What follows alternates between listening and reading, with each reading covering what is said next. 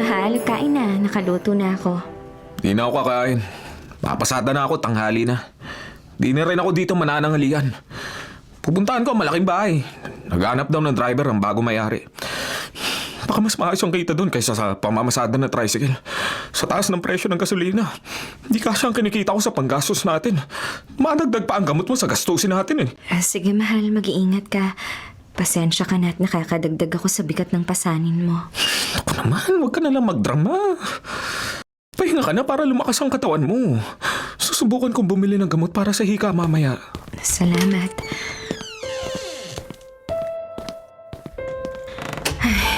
Kitang-kita naman sa mga mata ni Damian na pagod na siya sa pag-aalaga sa akin dahil lagi akong may sakit.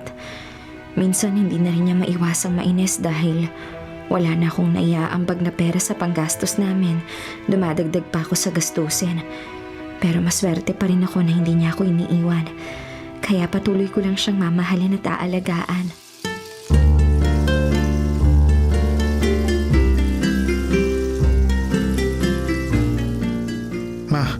Babalik na ako na Maynila.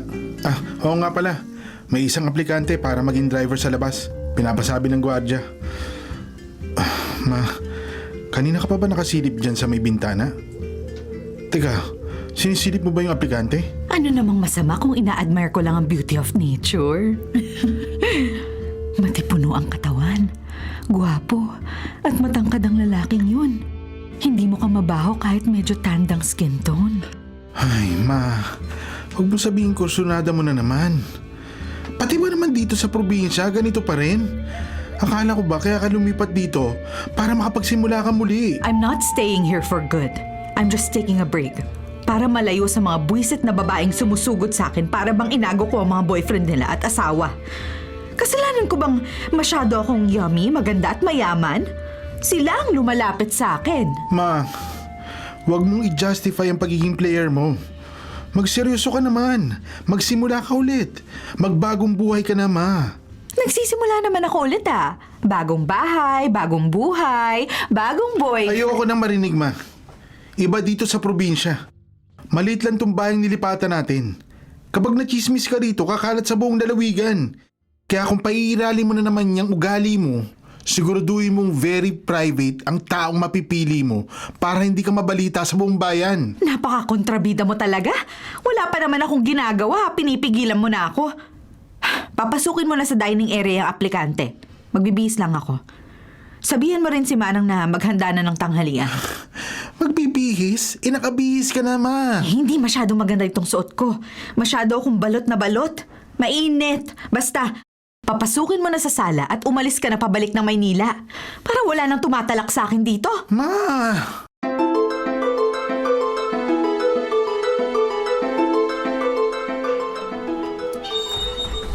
May palabas na sasakyan. Palis kaya may-ari ng bahay. Pero sabi kanina ng gwardiya, maghintay lang daw ako. Sir, gandang umaga po. Pumasok ka na daw sa loob. Pagpasok mo ng bahay, hanapin mo na lang ang dining area. Okay po. Nandun na mag-i-interview sa'yo para sa ina-applyan mo. Okay, salamat sir. Nga pala, Po. hindi ko alam kung saan mo nalaman na naghahanap ng driver dito. Pero ang pinaka-importanting requirement, aside sa dapat marunong magmaneho, dapat walang asawa o nobya ang aplikante. Maliwanag ba? Ganun po ba? Opo, sige po. Bakit kaya kailangan walang asawa o nobya ang aplikante? I-driver lang naman na ina-applyan ko. Ay, Diyos ko, bahala na nga. Titingnan ko na lang muna kung matatanggap ako. Ayoko nang pumasada ng tricycle, bukod sa mainit. Nakakapagod at ang liit pa ng kita.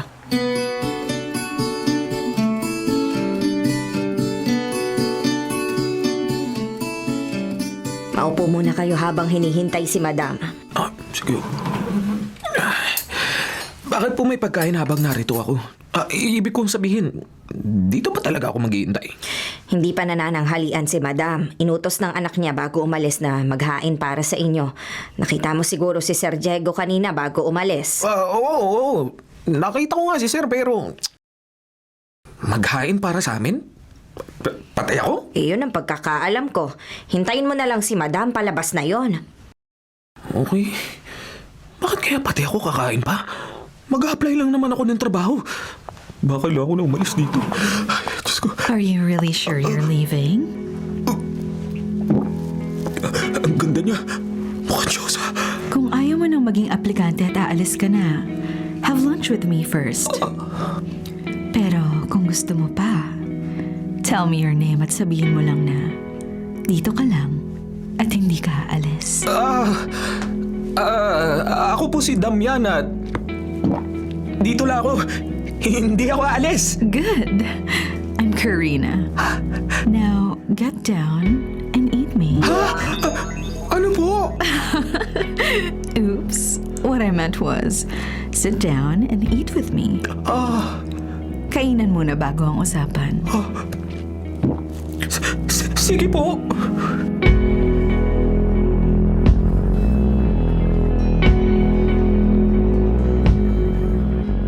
Diyos, ata itong karap ko. Ang ganda at napaka-sexy sa suot niya. Parang bantulog. Ang nipis. Parang wala pa siyang suot na panloob. Ay, naku, bakit sabi ng katulong kanina, anak na mo nakausap ko sa labas? Pero bakit ganito kaganda at ka-sexy? Parang dalaga pa. Diyos ko, kahit ang dami pagkain, hindi ako nakakain masyado dahil nadidistract ako sa nakikita ko. Parang iba ang gusto kong kainin. Now that we've had lunch, let's get down to business. Sige po. How old are you, Damian? 30 na po. I see. 15 years ang age gap natin pala. 15? 45 na po kayo? Wow, 45? Hindi po halata. I know, right? Moving on, I'm hiring a driver. On call, pero fixed ng bayad and with allowance for every special ride. 25,000 pesos in basic pay. 25,000, ma'am? Yes. Pwede namang dagdagan pa kung naliliitan ka. Medyo marami lang akong demands pero hindi ka naman na siguro lugi sa pasahod ko. At sa mga ipapagawa ko. Ang laki ng sahod. At ang ganda at sexy pa ng amo ko. If you're interested, I'll hire you on the spot. Pero bago pala ang lahat, Bo, may importante akong itatanong sa'yo. ano po? Gosh! Huwag ka mag-pause sa akin. Kahit na mas matanda ako sa'yo, I don't look old. Do I? Mukhang ako pa nga mas matanda. Ano nga uli ay tatanong mo? Are you single? To be specific, wala ka bang sabit? Asawa? Girlfriend? Sugar mommy? Baka kapag nagsabi ako ng totoo na may asawa na ako, hindi ako tanggapin sa trabaho. Sabi kanina na lalaki nakausap ko sa labas, requirement daw ng single na aplikante. Bahala na nga. Damian? Wala akong asawa. Single ako.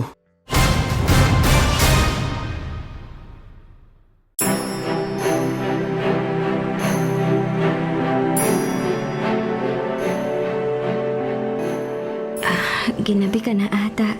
Ipaghahain kita. Huwag na, kumain na ako. Gamot mo. Kailan ka ba magpapatayin uli sa doktor?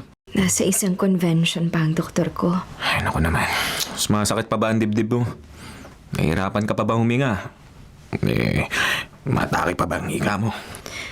Hindi naman na madalas. Pasumpong-sumpong lang ang hika ko. Lalo na kapag mainit tsaka kapag napapagod. May trabaho na ako. Natanggap akong driver dun sa malaking bahay. Malaki ang pasahod pero kailangan ko puntahan ng amo ko kahit anong araw o oras niya gusto. Magandang balita pa rin yan.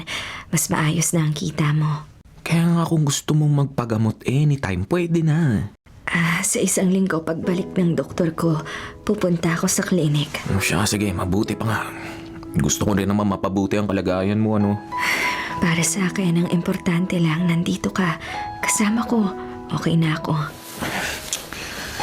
Teka, Damian, anong ginagawa mo? Lani, ilang buwan na rin tayo walang romansa. Baka pwede namang... Damian, hindi ko kaya. Lani? Lani! Lani! Ang inhaler, Lani! Diyos ko!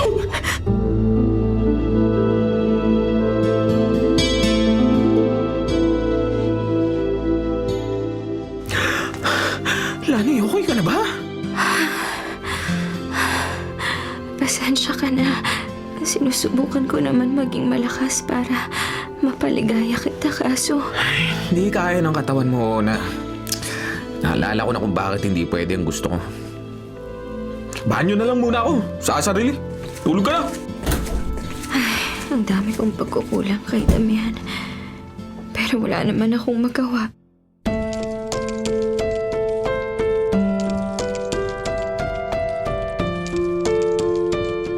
Bakit kaya ako pinapapunta ni Madam Karina dito sa kwarto niya? Ay, nakatapis lang ng tuwalya at mukhang bagong ligo. Ay, Madam! Babalik na lang po ako kapag nakapagbihis na kayo. Excuse me po ah! Don't leave. I need your help, Damian. I need you. Madam? Call me Karina. Karina! Ang mga kamay niyo. Nahulog ang tuwalya. Ano? Kailangan ko ba bang ipaliwanag kung anong gusto ko? Karina! Ganyan nga, Damian. Ganyan nga. Pumasok na tayo sa kwarto.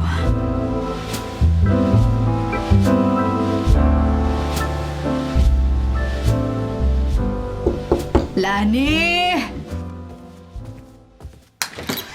Aling Rosa, magandang umaga. Pasok po. Lani. Hindi ko ata nakikita si Damian. Kahit nandito na ang tricycle sa tapat ng bahay niyo. Hindi ko siya nakikita. O ito nga pala, dinalhan kita ng makakain mo. Salamat po. Si Damian abala po sa trabaho. Natanggap kasi siyang driver sa malaking bahay. Yung may bago hong nakatira. Sabi na nga ba wala siya. Kaya pala laging nakaparada lang ang tricycle niya. Paano kapag wala siya, anong kinakain mo? Alam kong hindi ka nagluluto kapag wala ang asawa mo. May delata po, tinapay at mga noodles naman dito. Wala naman po akong ganang kumain. Ayos lang ho ako. Aba, Lani, huwag mo namang padaliin ang buhay mo. Aling Rosa, nagpunta ako sa doktor kahapon. Anong sabi? May inireseta ng mga maintenance. Mas magiging mabuti na daw ang lagay ko kapag nabantayan at nagamot ang sakit ko. Kailangan ko lang sabihan si Damian para mabigyan niya ako ng pambili. Kapag bumuti na ang pakiramdam ko, mas magiging mabuti na akong asawa kay Damian. Iba talaga ang nagagawa ng pera.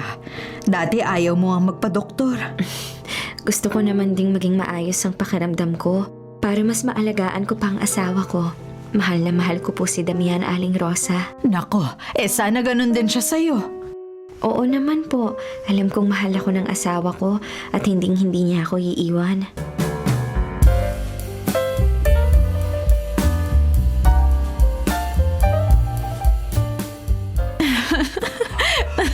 Wala kang kasawaan ha. Naglalakbay na naman sa dako paroon ng kamay mo. Karina!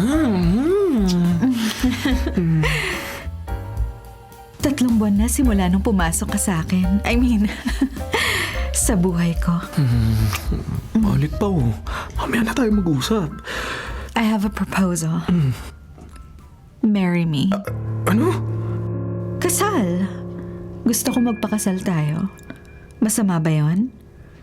Sa'yo lang ako nagseryoso ng ganito, Damian. Kasal? Yes, kasal. Sa Maynila natin gagawin ang kasal. Babalik na ako sa Maynila 2 months from now. Kasal? Damian, why do you look so shocked? Hindi kita iiwan dito, pero kailangan magpakasal tayo. Dahil hindi papayag ang anak ko magsama lang tayo sa bahay. Isa pa, seryoso ako sa relasyon nating dalawa. Kasal? Parang namutla ka. Hindi ka ba makapaniwala na gusto kong magpakasal sa'yo? Sigurado ka ba? Of course!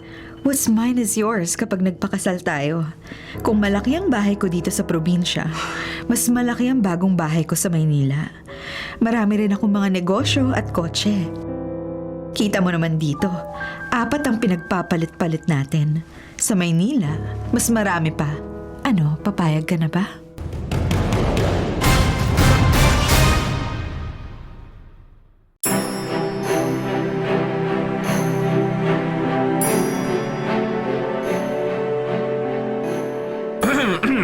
Lani, nakabili na ako ng mga gamot mo, pati inhaler. Salamat. Ilagay mo na lang sa drawer para madali kong mahanap kapag kailangan ko. Sige. Pupunta nga pala kami ng Maynila ng amo ko. 2 linggo daw kami doon. Sige, huwag kang mag-alala sa akin. Basta may inhaler lang ako at may gamot para sa nebulizer. Kahit atakihin ako ng hika, ayos lang ako. Sige. Basta tumawag ka lang sa akin kapag may kailangan ka. Sige. Damian, ayos Oh. ka lang ba? No, bakit mo natanong? Nanginginig kasi ang mga kamay mo. Tsaka parang ang putla mo. Ayos lang ako. Maliligo muna ako. Magpahinga ka na.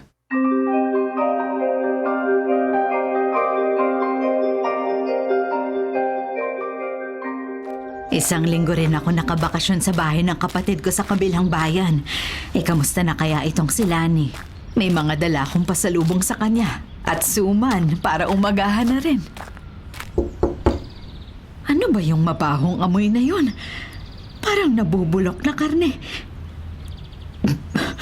Nakakasulasok naman yung amoy. Lani! Lani! Lani! Ay, aba, bukas naman pala. Baka tulog pa si Lani.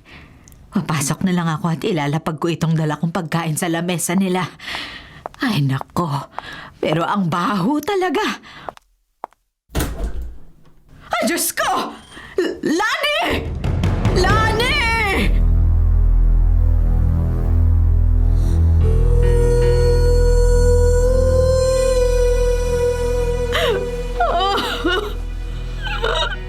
Nay, Tana, kanina pa kayo iyak na iyak eh. Sumiiyak pa kayo kaysa dun sa asawang namatayan eh. Parang hindi nga umiiyak yung Damian. Kahabag-habag naman ang sinapit ni Lani. Mabuti nga at nakita nyo kaagad. Ngayon, sa investigasyon namin mga polis, mga 5 araw nang patay si Lani. Kaya gano'n ang decomposition ng katawan niya. Ernesto, anak. Kawawa naman si Lani. Alam ni Damian na may sakit si Lani pero bakit wala siyang iniwang gamot para sa asawa niya? Nakakalat ang inhaler na tila expired na at walang laman sa sahig ng bahay nila. Pati ang cellphone ni Lani, basag din sa sahig at walang charge. Naubos kaya ni Lani lahat ng inhaler at hindi siya nakabili ng bago. Pati ang nebulizer nila nasa sahig din. Ay, mukhang nahirapan ng husto si Lani. At wala ako rito sa bahay natin para sumaklolo sa kanya. Bakit nga daw wala nang magaganap na burol? Cremation ang gusto ng asawa. Pagka-release ng bangkay mula sa investigasyon, ipapakremate ka agad kaya wala ng burol o viewing man lang. Kawawa naman si Lani. Hindi man lang mapaglalamayan. Mukhang nagmamadali si Damian na makabalik na Maynila. Maynila? Oo, Nay. Sa Maynila galing si Damian at mukhang doon na siya maninirahan. Timing na timing itong pagkamatay ng asawa niya.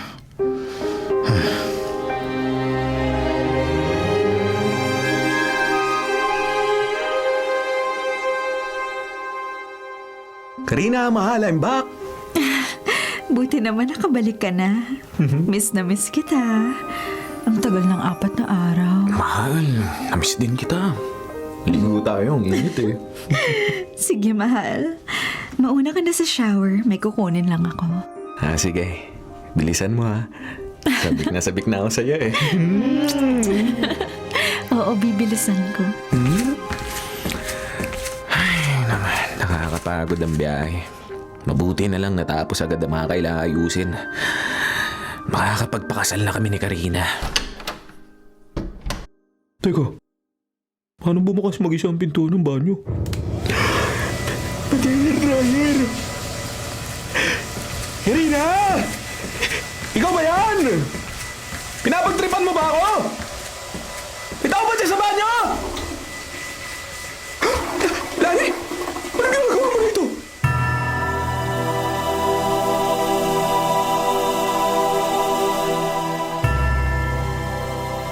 Mahal? O akala ko magsa-shower tayo, bakit nandiyan ka sa kama at nakatalukbong pa na kumot? Mamaya na lang tayo maligo. Gusto ko lang muna. Gusto mo sa kama na lang? Game na game din ako dyan. Alam mo naman ako kahit saan pwede. Karina. Ganyan nga, Damian. Halikan mo ko. Miss na miss kita. Karina. Karina. Ganyan nga, Damian. Halikan mo ako. Hindi to totoo! Patay ka na! Patay ka na! Patay ka na!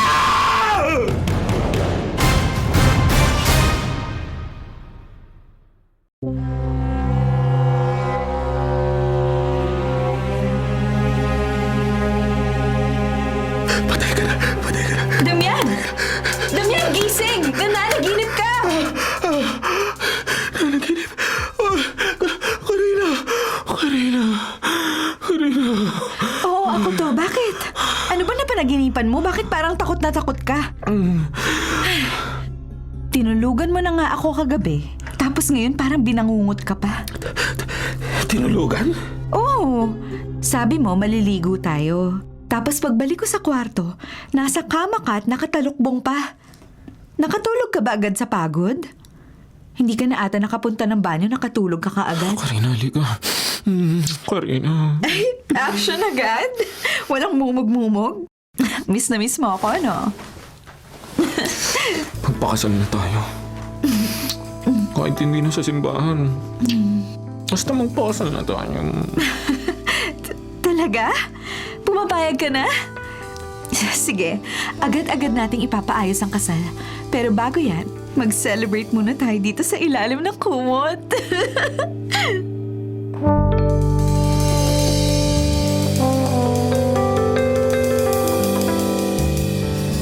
Karina, mahal! Kakain na!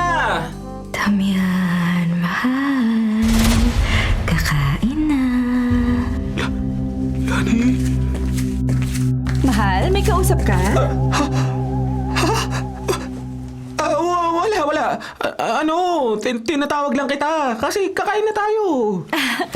Thanks. Ang gentleman talaga na mapapangasawa ko. Lagi akong pinaghihila ng upuan. Kain na. Masama to. Lagi na lang parang naririnig ko ang boses ni Lani. Hey, are you okay? You're zoning out. Ayos lang ako. Sorry, baka excited lang ako sa kasal natin. Kailangan pala mag-request ng Senomar and birth certificate mo. Ha? Ako na ang bahala dun. Ako na rin ang maglalakad ng requirements natin para sa kasal. Pagkakuha ko ng documents ko, kailangan ko ng mga peking dokumento. Hindi dapat malaman ni Karina na biyudo ako. Kahit kailan, hindi niya dapat malaman na may asawa ko nun. Nagkaroon kami ng relasyon. Perfect. Parang ikaw, perfect for me. Ay na tayo, mahal.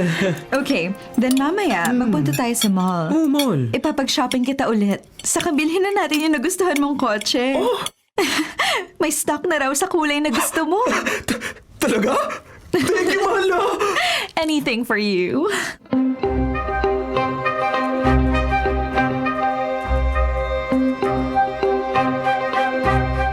Ma, bakit parang tulala lagi si Damian? Sigurado ka ba na okay lang siya? Shotgun wedding ba to? Bakit parang habang papalapit ang kasal nyo pawirdo ng pawirdo yung fiancé mo? Baka pressured lang. Alam mo na, masyadong magandang mama mo. Baka pressured lang sa biglang pagganda ng buhay niya. Hindi, ma. Parang minsan nakikita ko may kinakausap siya.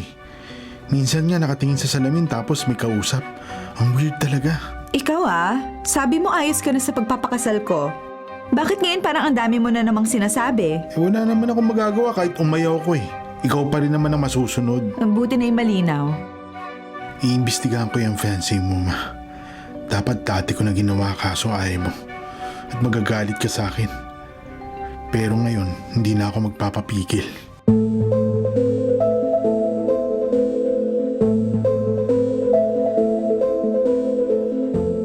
Mahal, aalis muna kami ni Diego. Kung maayos ng pakiramdam mo mamaya, sumunod ka na lang ha.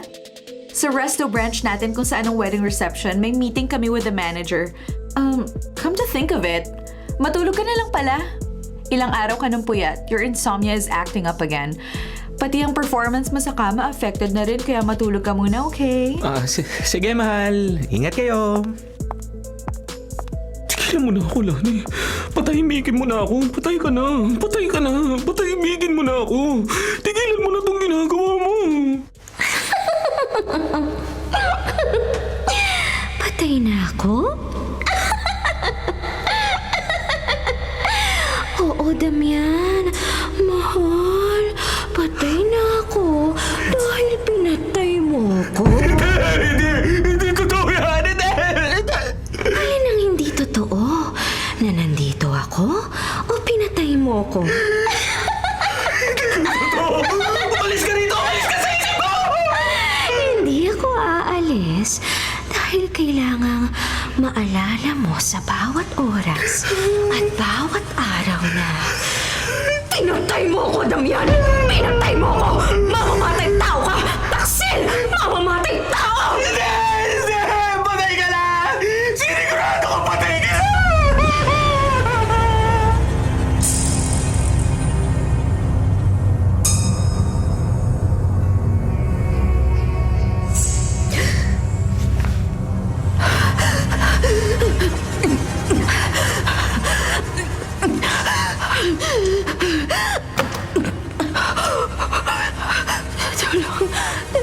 Tulong!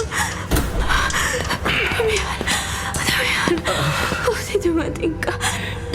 Tulungan mo ko. Unang labanan, Lani. Ubus na ang mga gamot mo. Wala nang stock. Wala akong mabiling gamot. At itong cellphone mo na walang charge, huwag mo na rin pangaraping gamitin pa. Parang siguro hinahanap ang charger na itinapon ko, no? Hindi ka makakatawag sa iba. Wala rin ang kapitbahay natin pakialamera. Sakto ang timing, hindi ba? Sinakto ko talagang wala siya. Minsan na nga lang magbabakasyon ng matanda, sulitin na natin. Bakit, Damian? Bakit mo ginagawa to? Dahil gusto kitang tulungan. Alam ko, hirap na hirap ka na sa sakit mo, mahal ko. Para sa'yo rin to. Kaya ba walang laman ng mga inhaler na iniwan mo? Kaya ba mali ang mga gamot na binigay mo? Ano ang sakit ko kung kailan umiinom na ako ng gamot? Imbes na mapabuti, malabang sakit ko. Sinadya mo. Hirap na hirap ka na nga huminga. Dada ka pa ng dada. Masama ba magaganda ko ng magandang buhay, Lani? Papakasalan ako ng amo ko. Hindi niya alam na may asawa ko. Kaya habang hindi pa niya alam, tapusin na natin to.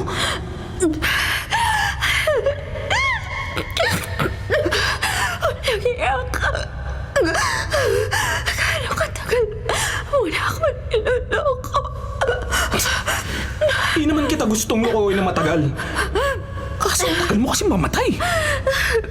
Nainip na ako kaya ito. Timing na wala ang kapitbahay at may perfect alibi ako dahil nasa Maynila ako ng ilang araw.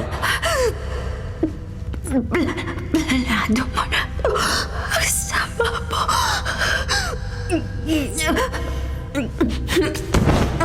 Makikinabang ka rin dito. Mamamatay ka at hindi na mahihirapan pa sa sakit mo.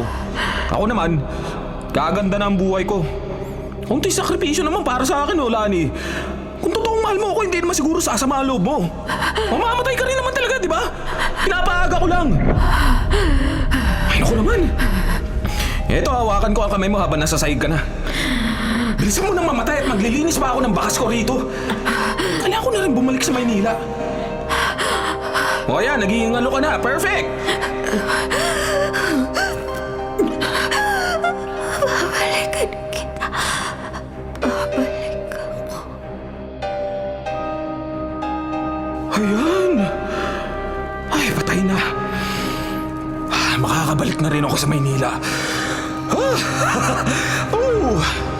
Sa wakas. Malapit na ako maging milyonaryo. Sawang-sawa na ako sa kahirapan. Diyos ko, panahon na para umangat naman ako. Ay, sana kasi nauna ko na lang nakilala si Karina kaysa dito sa sakiting lanin na to. Ay.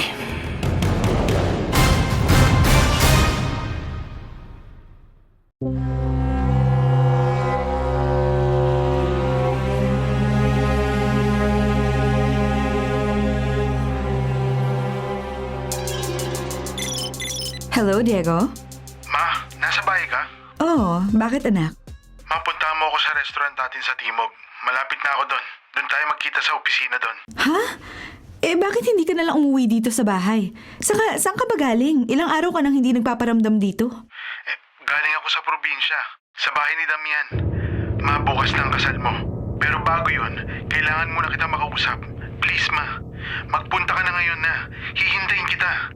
Sige. Isasama ko si Damian. Wala ang driver ngayon eh. Huwag, ma. Huwag. Basta huwag mo isama si Damian. Mag-taxi ka na lang. Basta huwag kang magpapatid, okay? Susundin sana kita pero mas mabuti kung ngayon ka na umalis dyan para mabilis tayo magkita. Bakit ba kasi? Bakit hindi ko pwedeng isama si Damian? Basta, ma. May pamahiin tungkol doon, di ba? Bawal magkita bago ikasal. Basta. Sumunod ka na lang. Oo na nga. Magbibihis na ako. Bye anak. I love you.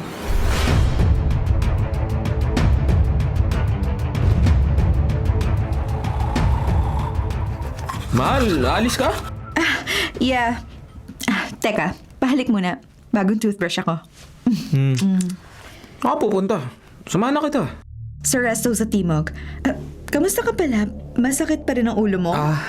Magpahinga ka na lang dito. Sobrang atake ng migraine mo kagabi eh. Nagsisigaw ka pa sa sakit? Ayaw mo namang magpadala sa ospital. Oo nga eh. Grabe ang sakit ng ulo ko kagabi. Parang hindi normal. Pero okay na ako ngayon. Ano yung hawak mo sa likod mo? May sorpresa ka ba para sa akin? Kikiligin ba ako? Oo. May sorpresa ako sa'yo.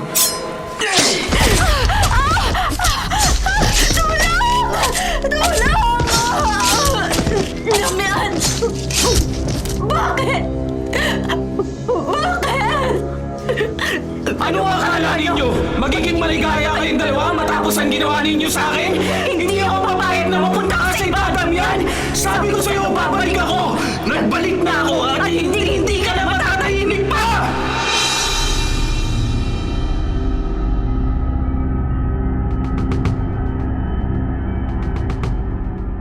Masama ang kutob ko, Diego. Dapat kanina pa natin pinuntahan ng mama mo. Isa't kalahating oras na, hindi pa rin siya dumarating sa meeting place. Sabi mo, 30 minutes lang ang travel time galing sa bahay niyo. Kinakabahan niya rin ako eh. Tumawag din ako sa phone niya, pero hindi sumasagot. Inaayos na ang warrant of arrest ni Damian. Base sa statement at sa binigay mong dashcam footage na nagpapakitang nagpunta siya sa probinsya at sa bahay nila sa araw na namatay ang asawa niya, tugma ang oras ng pagdating niya at pag-alis sa time of death ng misis niya. Ay, hindi ako makapaniwala na magagawa ni Damian ang ganun. Hindi rin ako makapaniwala na naloko niya kami ng mama ko. Pinatay niya ang asawa niya para makapagpakasal sa ulit. Akala niya perfect na ang alibay niya. Pero hindi niya alam na may kamera ang kotseng ginamit niya pagpunta ng probinsya. Hindi pa rin sumasagot si Mama. Kahit sa landline, walang sumasagot. Sinubukan mo na ang mga kasambahay niyo. Kanina, natawagan ko si Manang kaso pinalis daw sila ni Mama sa bahay para may privacy sila ni Damian bago ang kasal nila bukas. Bilisan na natin. Sana mali ang kutob ko. Mama, please be okay. Hindi man lang ako nakasagot ng I love you kanina sa iyo, Mama.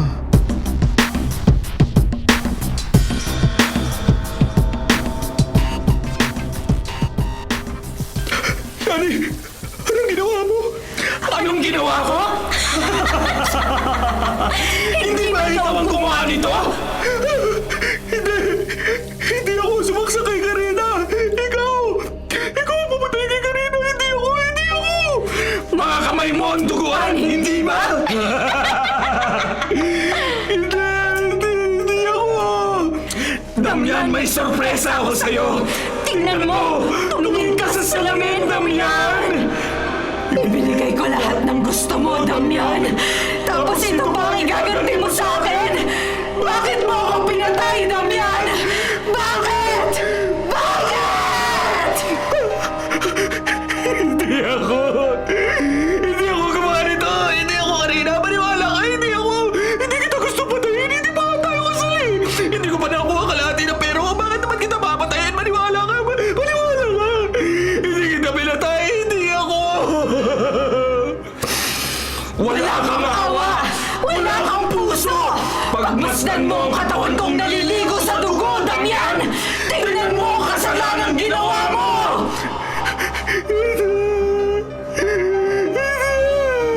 Nagustuhan mo ba ang sorpresa ko, Damian? Hinarang ko ang kaluluwa ni Karina para malaman niyang hindi lang siyang babae sa buhay mo! Akala mo makakatakas ka? Wala kang kwentang tao, Damian! Isa kang salot sa buhay ng mga babaeng nagmahal sa'yo! Ang dapat sa'yo, mamatay!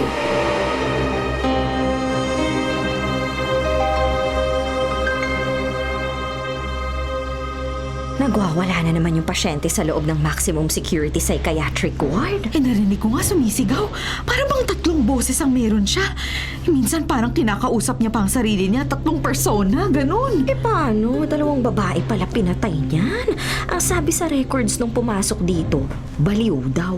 Nabaliw dahil sa guilt. Pero sabi niyang pasyente, hindi daw siya pumatay sa mayamang babae na huling biktima niya. Sinong papatay, aber? Silang 2 lang naman ng tao dun sa bahay nang mangyari ang krimen. Baka nasapian. Ay, alam mo, feeling ko pinagmumultuhan talaga siya ng 2 babaeng biktima niya. Alam mo naman ako, may third eye ako, hindi ba?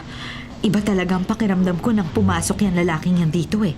Para bang ang bigat-bigat ng presensya niya. Ganun? So, totoong may multo? Baka naman baliw lang talaga siya. Taksil na, ganid pa. Deserve niya talaga yan, no? Oo, tama. Taksil siya at ganit pa. Kaya dapat lang siyang magdusa.